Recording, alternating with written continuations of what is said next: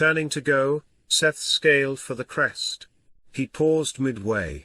A boy, about 9 or 10, perched above him with his back against a chimney, the full moon sparkling from his round eyes. He reached into his dirty nest of reddish-brown curls and scratched his scalp. "How'd you do that?" Seth crossed his arms in an attempt at authority. "You are not supposed to be up here." The boy grinned. "Neither are you. What are you doing here, boy?" "Got no place to go. Might as well be here than no place at all." The boy pointed to the weave of obsidian and translucent strands. "What's that?" "What is what?" Seth's eyes widened. Did the boy see the field as well? In all his years, he had never known another soul who shared his gift. "Those lines?" The boy furrowed his brow. "It's like when you spread metal shavings over parchment and put a lodestone underneath. And what would you know of such things, young man? Few in Nayday have so much as blinked at a lodestone." The boy cast his eyes to the tiles. "My father, he was in the Lodestone Guild." The boy spoke in past tense. "What about your mother?" "Never knew her." The boy's lips tightened and squirmed. "My father raised me. Then the spike came and a bargeman found his body in the Gahone. It's been rougher than a dog's bark ever since." Seth rubbed the back of his neck and nodded. The spike had begun a year past, with tensions in and among the guilds, vendetta begetting vendetta. Despite his best efforts, the city-state had yet to settle. "Who looks after you?" The boy huffed. "Let's just say there ain't no guild for orphans. Not in Nayday anyways." "Well, maybe there should be." Seth couldn't let this boy go back into the streets, not when they shared a gift. He didn't have much of a place, it barely housed him, but he'd do what he could. "If you need a home," the boy shrugged. "Don't even know your name." He held out his palm. "Seth Tyler." The boy pressed his palm to Seth's. "A roofer by name and callous." "Very astute," Seth said. "A lodestoner has to know more than his own art. That's why they're the king of guilds." Shrugging, the boy blinked at the tiles. "My father told me all he could before he died." Seth nodded to himself, certain that the man's tongue had killed him. The boy was too young to apprentice, and the Lodestone Guild forbade tutoring the uninitiated, family or not. Better to pester a mother bear and her cubs than the lodestoners and their secrets. "It is not too late to look into roofing. Maybe I will." The boy held his hand out, and once more they touched palms.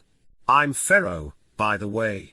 After taking an ironwood ladder to the street, he led the boy along a 6-foot hedge cobbled from stone and mortar. Lamppost after lamppost illuminated the night, 10-foot stalks bearing yellow-white globes, strange beacons burning on nothing. Nobody understood how the lodestoners created light, and most folks preferred not to know, fearing what sinister arts the guild practiced in their sanctum. Few, though, yearned to undo the era of lights and mechanisms, dependent as it was on a cabal of men garbed in black robes. Life was easier than a generation ago. They passed under the shadow of an archway and halted at the checkpoint. A guard scuttled from his shack, rubbing gunk from his left eye, while scrutinizing Seth with his right. Until sunrise, the roofers' district is barred to non-residents. "Do you know where the Thatcher lives?" Seth emphasized the last syllable, fiddled at his earlobe and struck his left sandal on the cobblestones, giving the code for the day and the month, and identifying himself as a journeyman. "Follow the scent of smoke." The guard stroked his shaggy sideburns and returned to his shack without another glance. "Good night and go home, brother roofer." As they rounded the corner onto Shingler Street, Seth shook his head. He preferred the rooftops. After sunset, the streets had too many hassles, with each gilded district having its own set of signals and codes, barring entry to the uninitiated. "You never did answer me."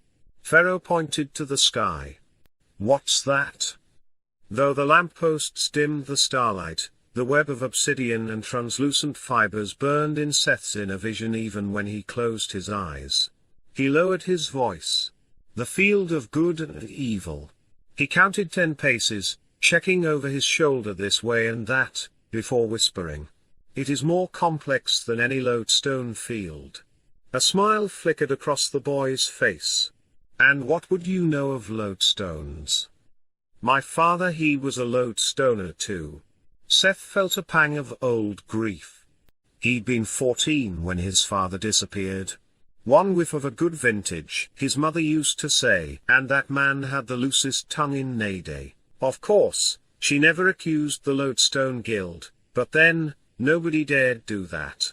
Why'd you choose roofing over your paternal guild? Because Seth felt his fist harden about the staff. Because I hate the Lodestoners, he wanted to say. Instead, he said, because I like the view from up there. As they turned onto Thatcher, a narrow street with few lampposts, Pharaoh eyed the field. Where's it coming from? It comes from us all. Seth tapped his chest. We all have the probability for good within. And we all have evil, even those of us who lock our inner darkness behind bulwarks of holiness. It has a way of leaking out. Gather enough folk in one place and you get something like that. The man and lady back there. Pharaoh stuck a thumb over his shoulder. How come I didn't see lines coming out of them? Seth tucked the staff underneath his arm and spread his fingers. Isolated threads are thin, imperceptible. He interlocked his hands. Woven together, the probability of good and evil blanket the population. Back there. You took away some of the boy mouthed the syllables before he spoke them. Probability. Seth nodded. The boy pressed his palms together.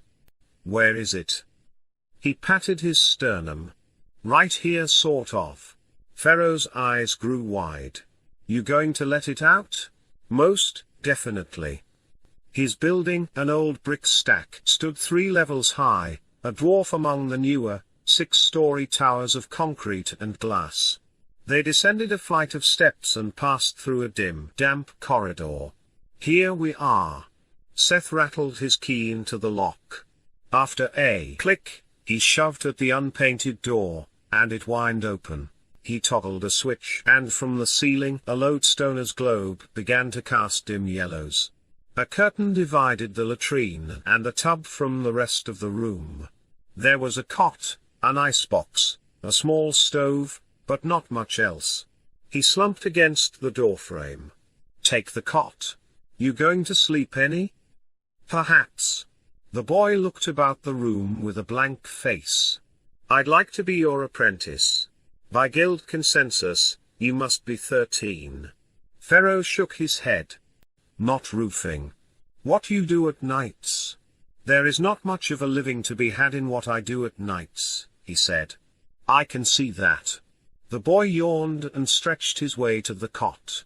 You and me, we've got a gift. And meeting you like that, it's like fate, like I'm supposed to learn what you do. All in good time, Seth said. Pharaoh nestled into the cot and rubbed his eyes. That's what my father used to say. For now, good dreams, Pharaoh. Seth nudged the probabilities with his staff, aiding the boy's descent into slumber. In an instant, Pharaoh nodded off. As silent as he could, Seth locked the door, and returned to the rooftops.